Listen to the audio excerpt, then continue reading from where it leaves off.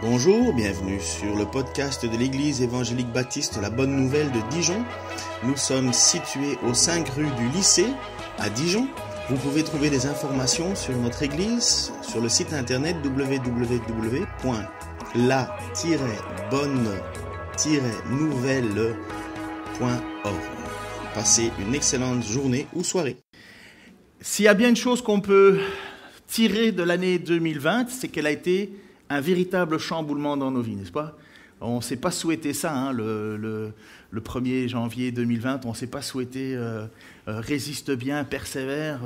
On a entendu parler qu'il y avait eu une espèce de grippe du côté de la Chine et qu'apparemment ils avaient mangé du pangolin et ainsi de suite. Mais on s'était dit, c'est pas grave, c'est des Chinois. Donc, et puis petit à petit, on entend parler que ça devient un peu compliqué, et puis c'est plus grave qu'on pensait, et puis finalement on ne sait pas trop. Et pour se retrouver au mois de 19 mars, je me souviens, j'étais à vélo. J'étais avec Franck Segon, qui était le pasteur ici à Quetigny, qui est maintenant pasteur à l'Église internationale de Genève. J'étais avec lui et je me souviens qu'on avait presque l'impression d'être des hors-la-loi, parce qu'on était sur notre vélo, du côté de Messigny-et-Ventoux. Et on nous a dit, mais vous savez, vous ne pouvez pas y aller, les flics sont là, en plus, faites demi-tour. Et nous, on était là, mais pourquoi on peut pas faire du vélo? Non, la vie est finie. Tu vas rentrer chez toi et tu ne bougeras plus. Pourquoi? Parce qu'il y a un virus. Ça nous a quand même pris de court, chacun. On ne savait plus trop ce qu'on pouvait faire. Est-ce que l'église va...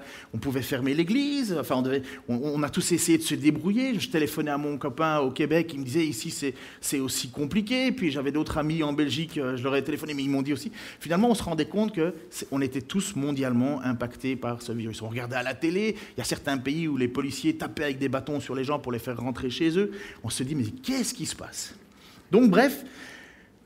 2020 a été une drôle d'année pour chacun parce que je crois que de notre vivant, personne n'a vécu une épidémie avant cela.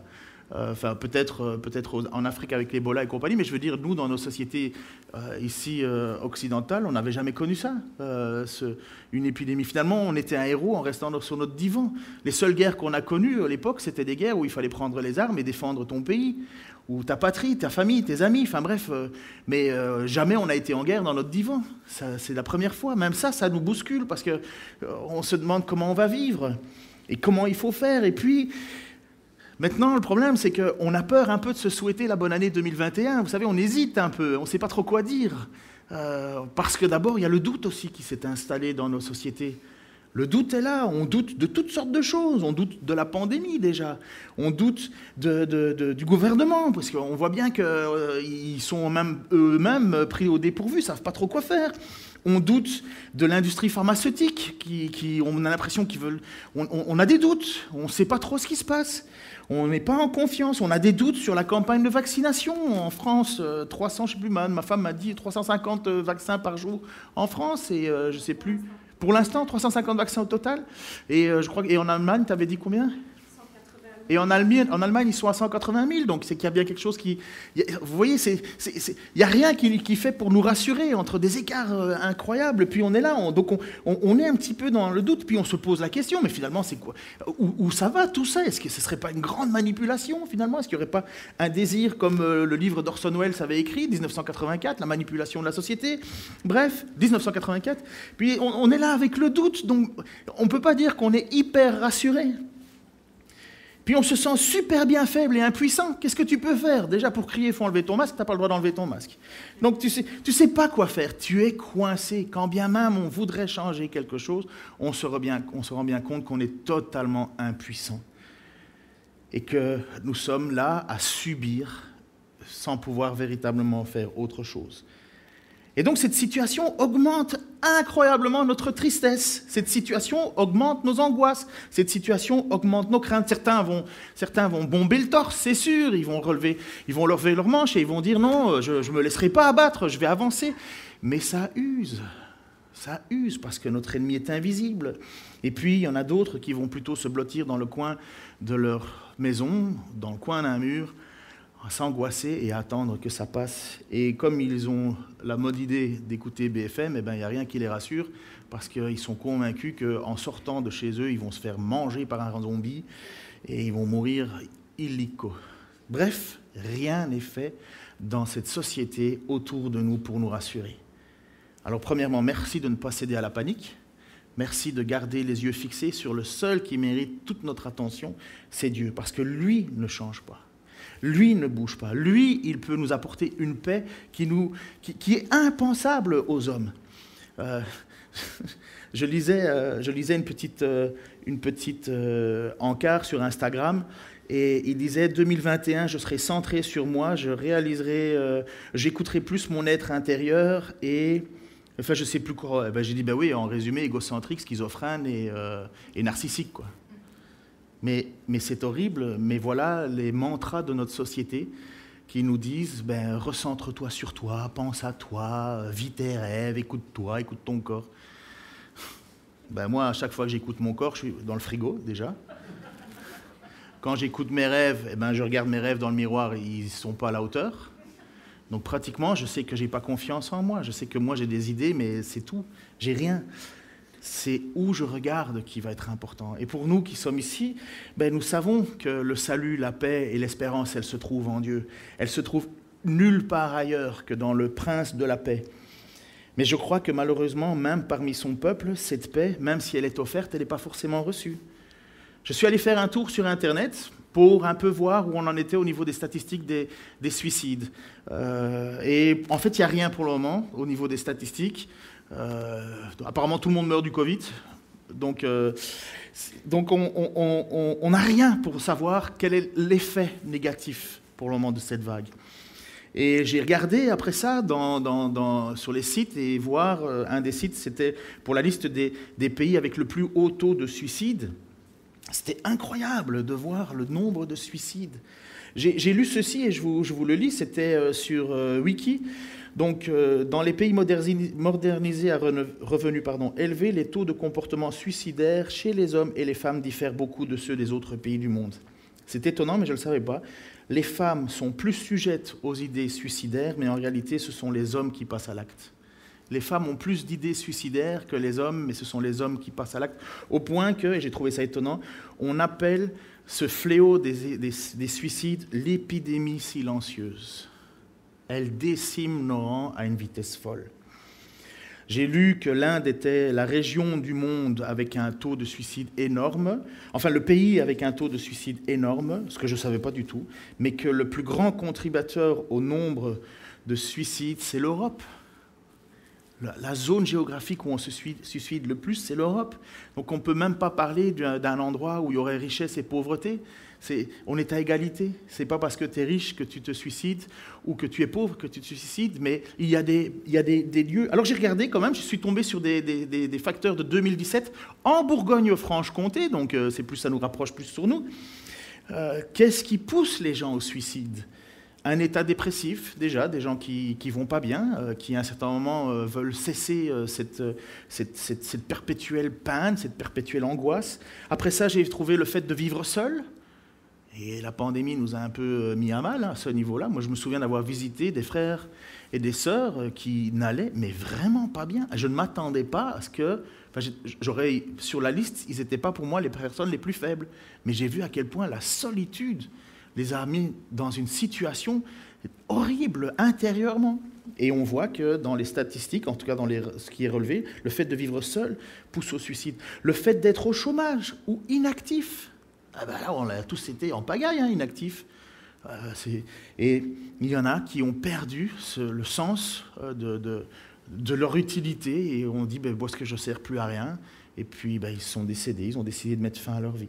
Le fait d'avoir été victime de menaces, d'humiliations, d'intimidation au cours des 12 derniers mois. Vous savez, on se blesse tous les uns les autres, mais il y en a, ils ne savent pas passer au-dessus.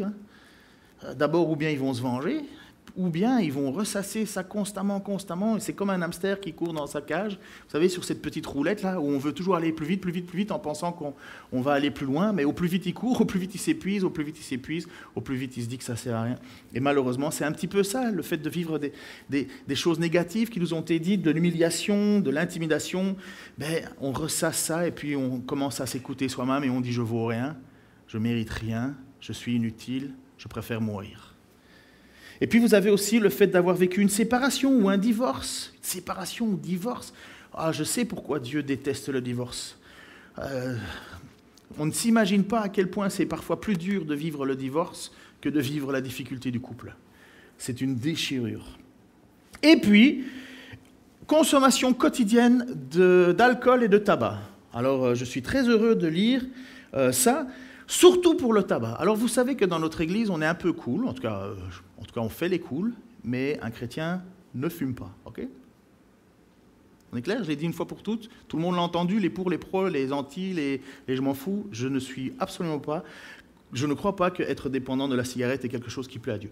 Que vous fumez de temps en temps un cigare, un truc, tant que vous n'êtes pas dépendant, mais une fois qu'on est dépendant, et puis je suis tellement étonné de voir que consommation quotidienne d'alcool ou de tabac, je ne savais pas que le tabac pouvait être un facteur qui pousserait au suicide. Je n'avais aucune idée de ça. Est-ce que c'est lié à une maladie ou quoi que ce soit? Et bien évidemment, forcément, la consommation quotidienne d'alcool, ça je le savais, enfin, parce qu'on sait les effets de l'alcool négatif. Ce n'est pas que Dieu interdit de prendre de l'alcool. Il y a même des textes qui nous disent que l'alcool réjouit le cœur, c'est mettre comme de l'huile sur un visage. Lorsque Esdras a retrouvé les paroles de la loi qui étaient enfermées dans un mur, ils se sont tous mis à pleurer, à crier en disant « Ah, on est pécheurs, on est pécheurs ». Et Dieu a dit « Stop, stop, hop, arrêtez de vous lamenter, faites la fête, allez chercher, faites-vous à manger, prenez des liqueurs fortes. Ce n'est pas le moment de pleurer, c'est le moment de vous réjouir. Dieu n'est pas contre cet alcool. Jésus a transformé de l'eau en vin. 750 litres minimum, donc Dieu n'est pas contre le vin, mais on ne peut pas vivre avec l'alcool. Et on sait que la pandémie a augmenté la consommation d'alcool. C'est incroyable. Tu ne pouvais plus aller acheter une carte de vœux, mais tu pouvais aller chercher du vin en pagaille, puisque ça a été considéré comme produit essentiel. Vous vous souvenez de ça? On ne pouvait plus aller dans certains... tu ne pouvais pas aller chercher des articles pour bébé, mais tu pouvais aller chercher ton petit litron de rouge. Mais alors... qu'est-ce qui se passe? Qu'est-ce qui va se passer en 2021? Qu'est-ce qui est devant nous? Si nous savons que toutes ces choses ont un effet si nocif sur nous, si nous savons que le fait de vivre seul, le fait d'être inactif, le fait d'avoir été victime de menaces, toutes ces choses-là, ou la consommation d'alcool ou de tabac, qu'est-ce qu'on va vivre? Eh bien moi, je vous encourage, de toute façon je ne pourrais pas vous dire autre chose que ce que Jésus nous a enseigné. Jésus nous a enseigné à ce sujet. Lui, c'est Jésus, c'est Dieu fait homme, qui est venu au milieu de nous, qui nous a enseigné, qui nous a parlé, qui nous a dit quelle était la voie originelle, puisqu'il y a eu la création du monde. Cette création, le monde était parfait, il y a eu la chute, c'est la désobéissance des hommes, c'est nous, c'est vous, c'est moi, et puis il est quand même revenu au milieu de nous, puisque Jésus est considéré comme le deuxième Adam. Il est venu au milieu de nous, il nous a parlé, il nous a enseigné, il nous a dit ce que l'on devait faire, comment nous devions vivre. Et pourquoi il nous enseigne toutes ces choses? Parce qu'il a un royaume. Le royaume de Dieu n'est pas sur terre, n'oubliez jamais ça. Il n'y a que les témoins de Jéhovah qui croient ça. Le royaume de Dieu est céleste, mais nous faisons partie de son royaume de Dieu, mais il n'est pas terrestre. Et Jésus, quand il est venu enseigner son royaume de Dieu, il nous enseigne quelque chose qui va venir. Et dans ce royaume qui viendra s'établir sur la terre, il y aura la nouvelle Jérusalem qui sera au milieu. Mais on n'est pas encore dans le royaume des cieux. On est membre, concitoyen de ce futur royaume, mais le royaume terrestre n'est pas là. Si l'Église, telle qu'aujourd'hui, est le royaume de Dieu, eh bien, je suis déçu. Déjà de moi. Mais il nous a enseigné des choses. Et il nous a enseigné, Jésus, quelque chose qui était incroyable. Et il l'a dit à Pilate. Et Pilate s'est retrouvé devant le Seigneur des Seigneurs. Et il a tapé une petite discussion avec Jésus. Et écoutez ce qu'il a dit.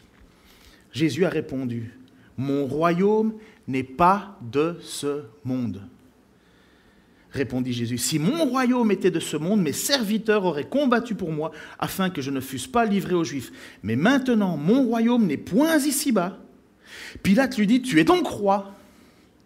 Jésus répondit, « Tu le dis, je suis roi. Je suis né et je suis venu dans le monde pour rendre témoignage à la vérité.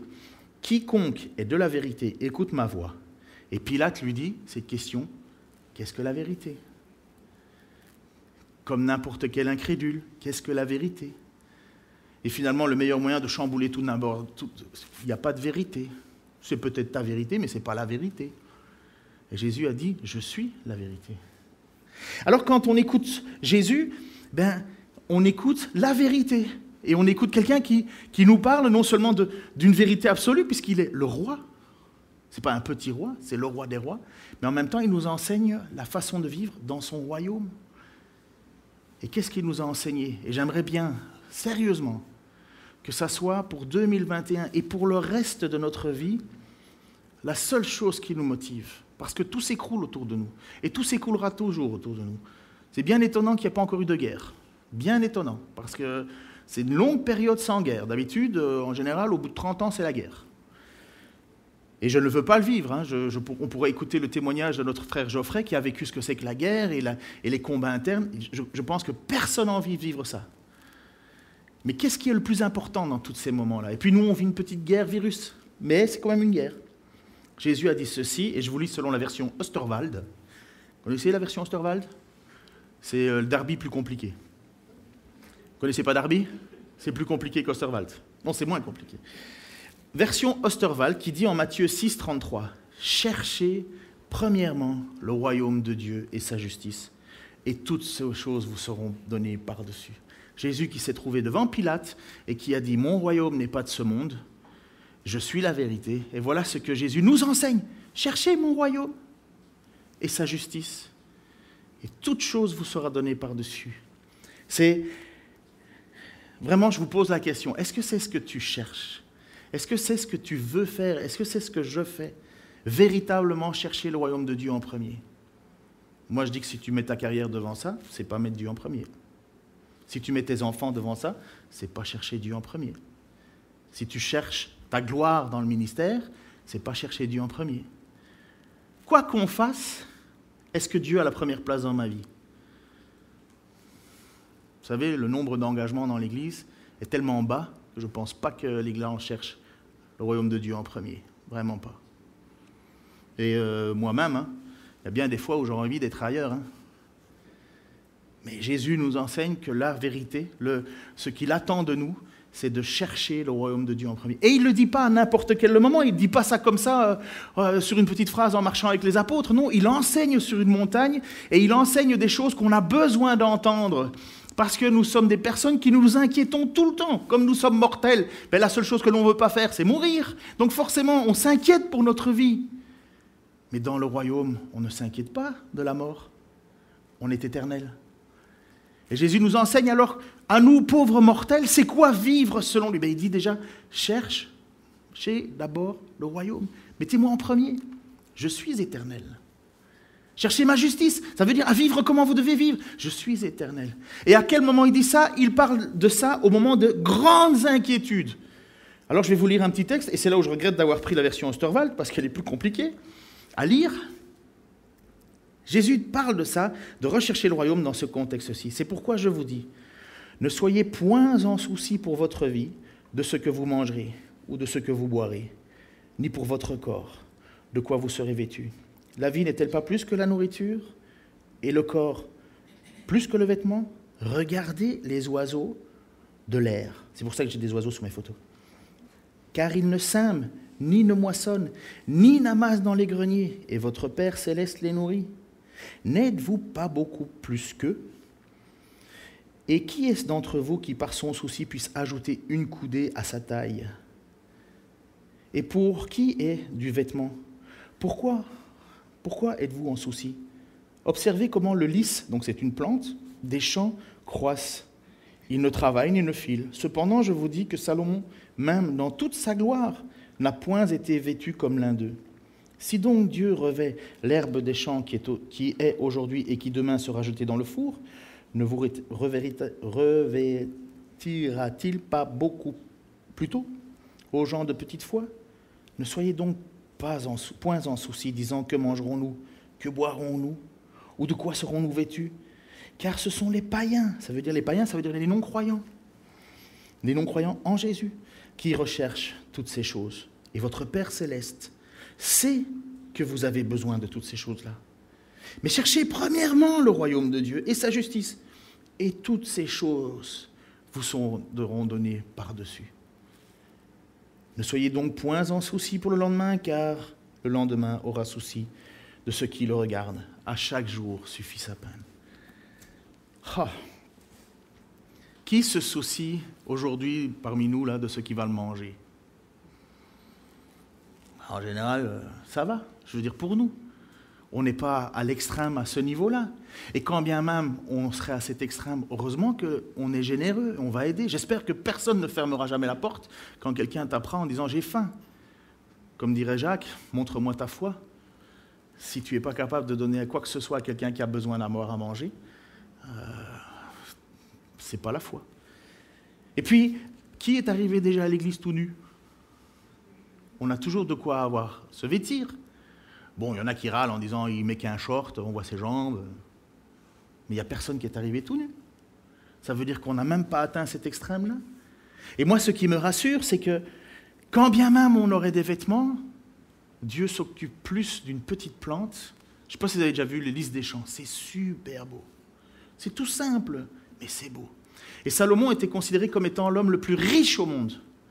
Eh bien, Jésus, Dieu fait homme, dit, il n'était même pas plus beau qu'une plante. Nous, on a plutôt cette expression, beau comme un camion. Eh bien, Dieu, lui, c'est plus beau qu'une plante. Ne vous faites pas de soucis. Et pourtant, on s'en soucie. Hein. On s'en soucie terriblement. On a peur du lendemain parce que nous sommes mortels. Et Jésus nous dit, mais laisse demain se soucier de lui-même. Et pourquoi il dit ça? Pas pour vivre dans une espèce de zénitude. Non, il dit ça parce que c'est entre les mains de votre Père qui sait ce que vous avez besoin avant même que vous lui demandiez. Il sait que vous avez besoin de ces choses-là. Eh bien, nous, on se débat et on se débat et on se débat. Mais ici, dans cette église, comme dans toutes les églises du monde, il y a des personnes, des sympathisants. Ils ne sont pas contre l'église, non. Ils trouvent même un bienfait. Ils me disent « Oh, ça fait du bien, ça me structure d'aller à l'église. Ça me fait une petite bouffée d'oxygène, ça leur remonte le moral. Et c'est tant mieux, merci. » Mais une fois le dimanche passé, ils sont des auditeurs oublieux. Et Jacques va le déclarer, il va leur dire « Seulement ne vous contentez pas de l'écouter. » On parle de la parole. « Traduisez-la en actes sans quoi vous vous tromperiez vous-même. » En effet, si quelqu'un se contente d'écouter la parole sans y conformer ses actes, il ressemble à un homme qui, en s'observant dans un miroir, découvre son vrai visage. Après s'être observé, il s'en va et oublie ce qu'il est. Voici au contraire un homme qui scrute la loi parfaite, qui donne la liberté. Il lui demeure fidèlement attaché et, au lieu de l'oublier après l'avoir entendu, il y conforme ses actes. Et voici ce qui est une promesse divine. Cet homme ou cette femme sera heureux dans tout ce qu'il fait. Ça veut dire qu'il sera comblé de ce qu'il fait, parce qu'on sait que ça a une valeur éternelle. Vous savez, pardonner, là, c'est hyper difficile. Humainement, je pardonne personne. Même pas, je me pardonne même pas moi-même. Mais divinement, je sais que c'est ça ce que Dieu me demande de faire. Alors je pardonne. Et je me sens quand même beaucoup mieux après. Après, il ne veut pas me pardonner. Comme dit Paul, ça amasse des braises chaudes sur sa tête. Mais je me sens bien après, même si je sais que c'est dur. Tout le monde a besoin de pardonner quelqu'un ici. Hein. Et moi, j'ai une liste de personnes à pardonner. Hein. Il y en a certains où c'est déjà réglé, je marque « OK, fait ». Et il y en a d'autres où je dois barrer, puis remettre, puis barrer, puis remettre. Et donc, malheureusement, ces personnes-là ne tireront aucun profit des paroles de Dieu.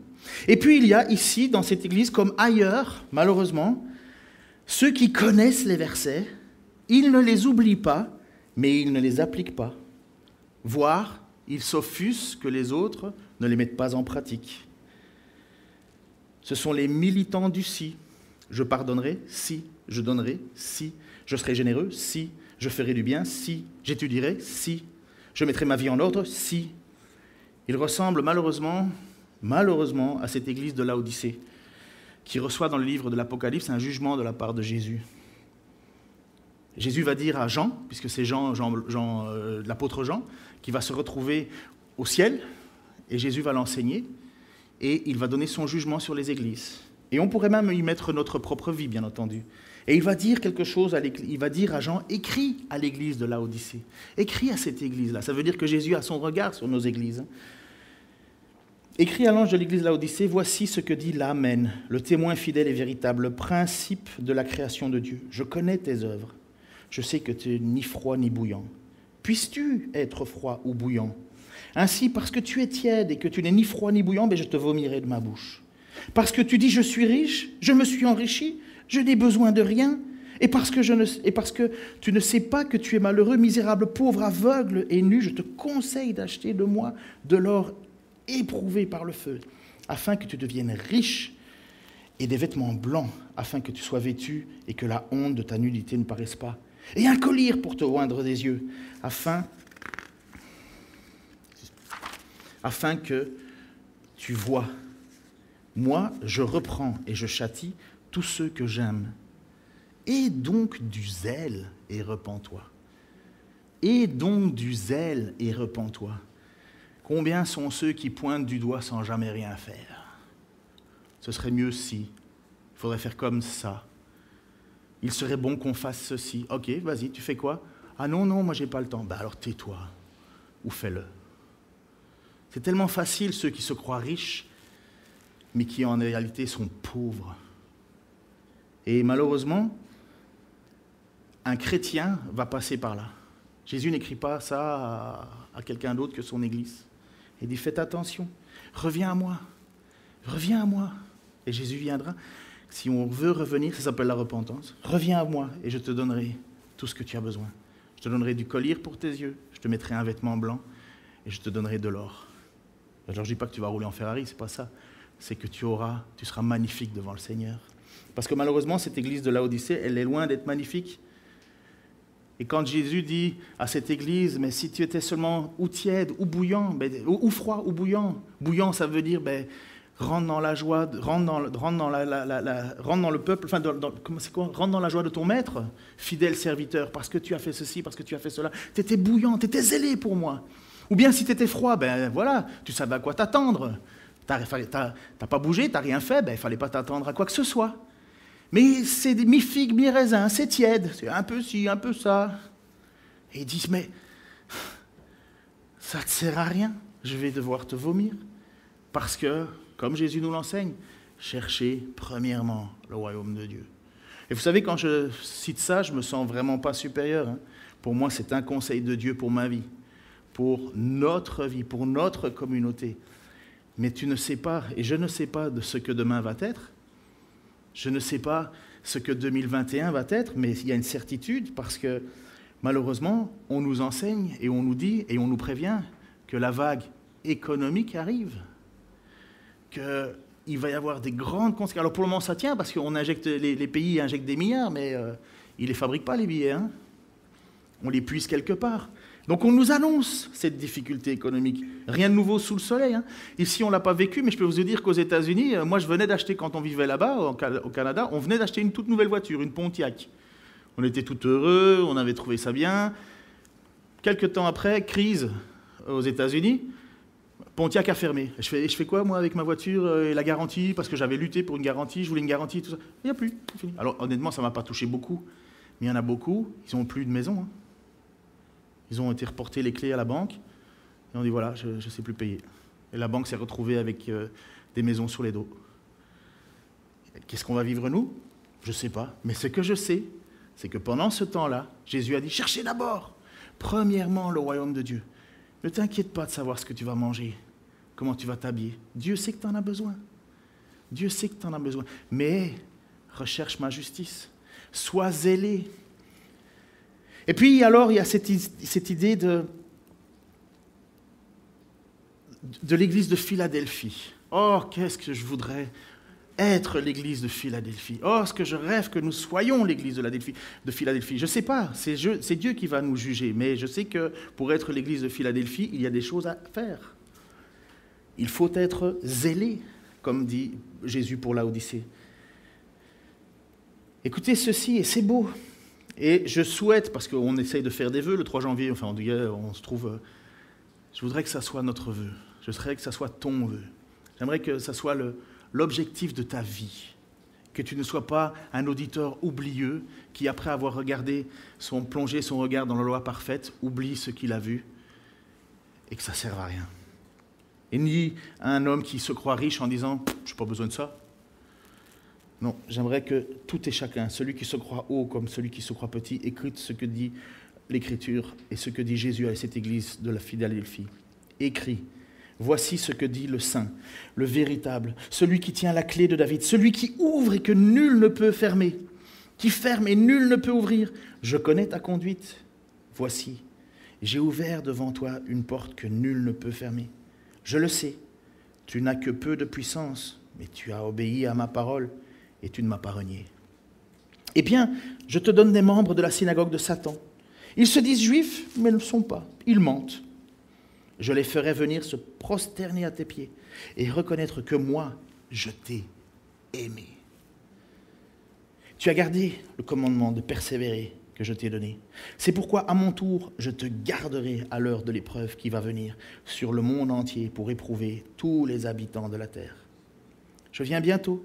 Tiens ferme ce que tu as pour que personne ne te ravisse le prix de la victoire.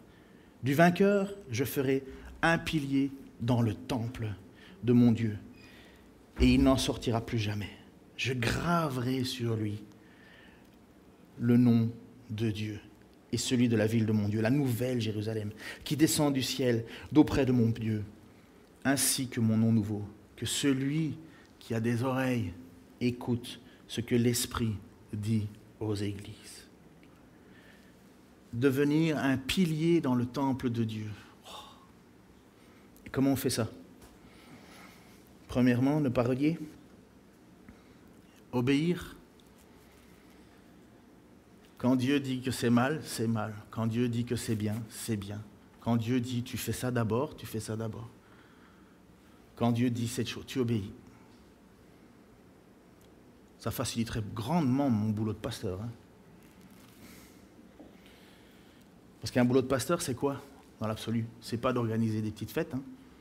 C'est de vous convaincre que ce que la Bible dit, elle va demander des comptes. Je ne suis pas meilleur. Cette parole, elle est pareille pour moi. Je vais devoir rendre des comptes. Mais je sais que je dois me soucier de mon âme et de votre âme. Parce qu'au final, on sera tous seuls devant Dieu. On va tous être seuls devant Dieu. Et le temps qu'on aurait pu prendre à être zélé et à racheter le temps, ça sera trop tard. Ça va être fini. On ne pourra pas dire j'étais riche si finalement on a juste misé sur le passé, ce que l'on était autrefois. Ah, autrefois j'ai fait ça. Oui, mais mieux vaut la fin d'une chose que son commencement. Tu te croyais riche, mais... Et j'ai peur pour moi aussi. C'est pour ça, chaque matin qui se lève, chaque matin où je mets le pied à terre, je me dis, Seigneur, qu'est-ce qu'il faut faire? Et il y a des fois, je ne sais pas. Il y a des fois, j'ai juste même pas envie de mettre mon pied à terre. J'ai envie de rester blotti dans mon lit. Parce que les craintes des hommes, elles nous envahissent. Mais notre Dieu nous a dit que si je cherchais, premièrement, le royaume de Dieu, j'aurais toutes choses par-dessus. Toutes choses. Toutes les choses qui m'inquiètent, Dieu dit, t'inquiète pas. Je me suis permis, quelque chose d'assez étonnant de ma part, d'écrire presque prophétiquement quelque chose. C'est pas ma fonction première de parler au nom de Dieu, mais je me suis dit que j'allais le faire, parce que j'ai prié beaucoup pour le faire. Et j'espère que, puisque l'esprit des prophètes est soumis aux prophètes, ceux qui sont prophètes ici reprendront mes paroles. Mais voici ce que j'ai écrit, comme si Jésus lui-même vous parlait.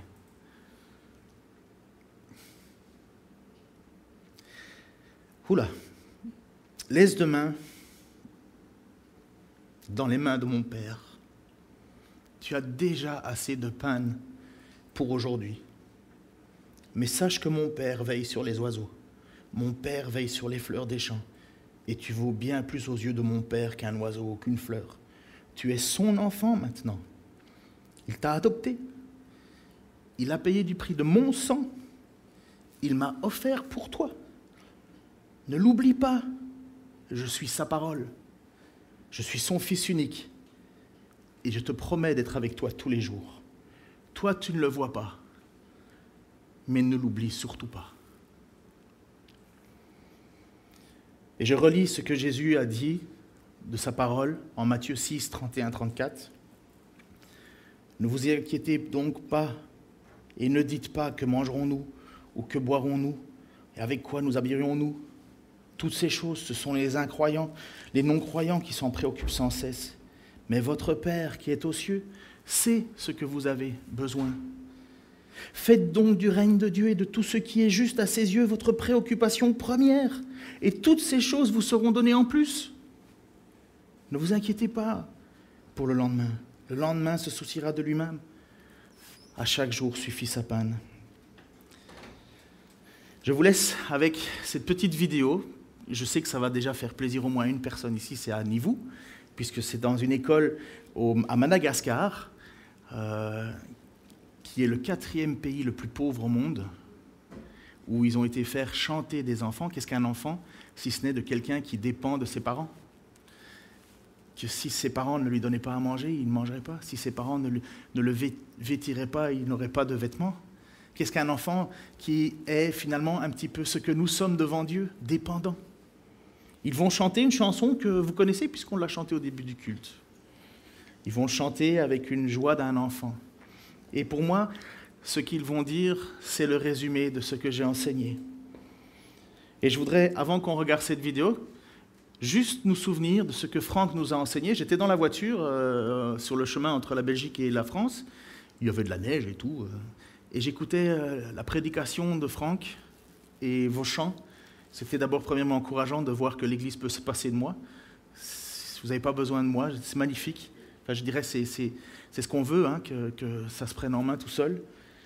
Et deuxièmement, j'étais encouragé d'entendre la vérité, le cœur sincère avec lequel Franck nous enseignait. Et surtout, quand tu as annoncé, et je crois que c'était une bonne parole qui vient de notre Dieu de toute façon, qui disait en priant, ne multipliez pas les vaines paroles. Sois raisonnable quand tu pries. Sois raisonnable. Comme les païens qui s'imaginent qu'à force de paroles, ils seront exaucés. Ne leur ressemblez pas. Et pourquoi? Parce que nous avons cette assurance, car votre Père sait de quoi vous avez besoin avant que vous le lui demandiez. Je ne terminerai pas par la prière, je laisserai ces enfants louer Dieu et porter mon cœur devant lui. J'espère le vôtre aussi.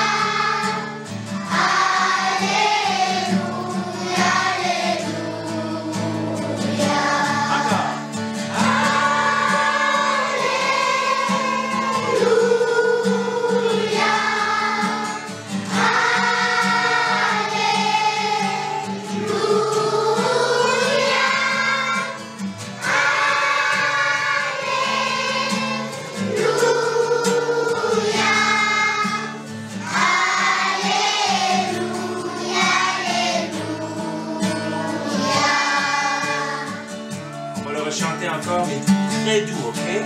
Ensemble.